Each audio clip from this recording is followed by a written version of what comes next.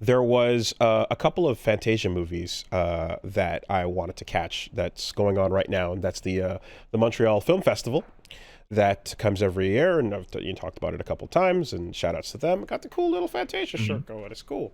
Nice. Yeah. So this year, one of the ones they had was All You Need Is Kill, which is the original story that Edge of Tomorrow Tom Cruise is based on. Exactly, right? But this is finally animating the source material. Studio. Oh, they made an anime movie about the Tom Cruise movie? So it's such a confusing series of adaptations. Sure is, isn't it? Okay, because and it really should have been called Live Die Repeat. Like it should have been called that, right? Let's be real. I kind of love the name All You Need Is Kill. That's great myself. too. But like compared to Edge of Tomorrow, right? Oh, terrible. Which that could just got Edge of Tomorrow. I'm like, is that the one where like the world has a big tidal wave? Is that the one where Robert Pattinson gets hit by 9/11? Yeah, like is that where the world just has a big old natural disaster? Because that's what it sounds like, you know. Anyway, so the light novel was one thing, and I checked that out back in the day. I mean, honestly, like years ago. I think I talked about it on Friendcast, right? And then there was a manga adaptation of that light novel, and then there was the Tom Cruise Edge of Tomorrow adaptation, and now we're going back to the light novel and turning that into an anime. And it was Studio 4C who animated that, and they're the folks who did Kid Story and Detective Story in the Animatrix. Really, really talented studio. Tech on Kid Crete and the Golden Age arc of Berserk, Spriggan, etc. You know, very, very cool. And surprisingly, going into this, all right, let's see how the source material holds up in animated form all these years later. They changed that shit again. And really? Yeah, and they made a huge narrative swerve on what is happening, because are you familiar with besides you know okay, you know the Tom Cruise movie? I've only seen the Tom Cruise Edge of Tomorrow. Okay, so there's details that change between the source material and that, of course, but there's large strokes that are mostly the same. They adapted it so that it's following Rita, the girl, as the main character, not Tom Cruise. Oh, okay. They changed the main character. Like when she's doing it, you're following her story, and it basically makes it like it's the rhythm is it follows the beats, but then you end up meeting like the weaker person instead of like the weak guy meeting the stronger girl, so to speak. And this version is the best version of all of them. It fucking rules. It works really well.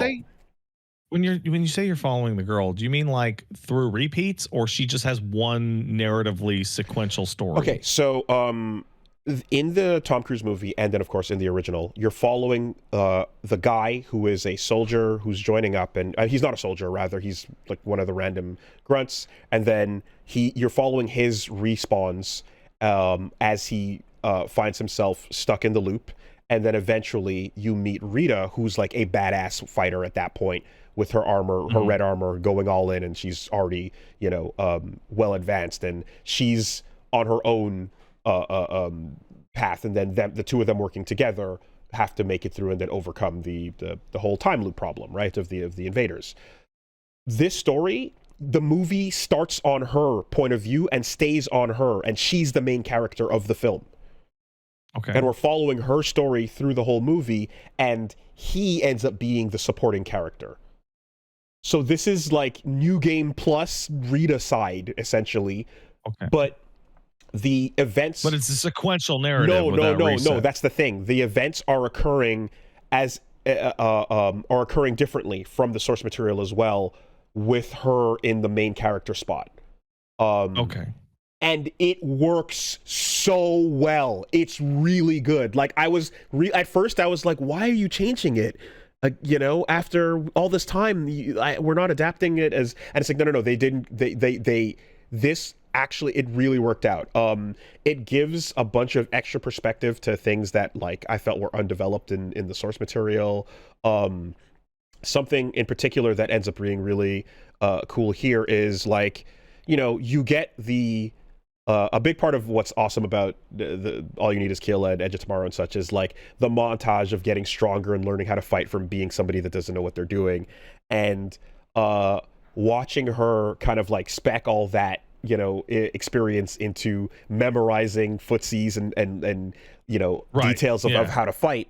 But this guy, who's the weaker supporting kind of dude, is spending his loops like specking into int and knowledge and tech and advancing, you know, their shit, and like the combination of the two ends up working really well and complementing each other in a really cool way. You know, there's aspects of their personalities as well that are expanded upon when you get their backstories, that like their personalities, like, you know, I don't want to go too far into the, because this is a brand new telling of the story, so I don't want to, like, you know, spoil too many of the details. But they've made them really complementing characters with each other, and the source material has like this thing where, you know, a relationship feeling kind of starts to form towards the end, but it definitely always felt like it's a bit sudden, but maybe, you know, but it was a bit loose and odd. And here it gives you a bit more to chew on with that.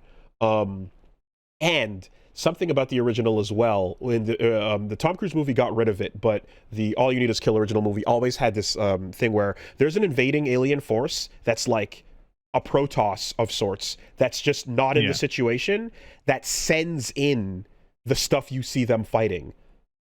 They're not actually the things that are fighting on Earth, that the spinning, you know, blade enemies are actually a detachment of like self-controlling, self-perpetuating drones, essentially, for like a smaller intelligent alien force that wants to invade. And they're not in the picture, and it actually makes it's just tighter. It's a tighter story to not have this other force that doesn't really do much in the end and doesn't really lead to much either. And one final bit is that there's the end of the original story was I don't, if anyone hasn't seen it or so, like, there's some twists that happen and stuff that plays out where it's like, that's cool, but they made it a smarter twist, is the best way I can describe it. They took what was there and they made what happened here, like, it's smarter and it feels better. So overall, the characters feel like they're just better fleshed out, better developed. And it's the best adaptation of this story so far. Also, the art style is like really like having fun and like exaggerating proportions and characters and stuff in a way that is like unusual, and I really like it. You know, if you go check out the All You Need Is Kill, I guess 2025 anime trailer, you'll see what I'm talking about. There's like kind of goofy, stretched out faces and stuff, and you know, and Studio 4C is willing to do that. Like if you see some of the previous stuff they've animated, like Tekkon Concrete, for example. So great job to them with this. Like it's a fun, well done adaptation after all this time, and you know, for the changes they make, they're for the better. I think this is my favorite version of this story now that I've seen it like 4 times.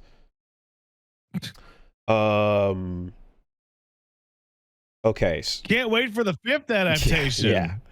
I mean, to be fair, like there was always a feeling of like, the original was always just sitting there and never got anything. You know, you went from light novel to obscure small manga to Tom Cruise. You know, so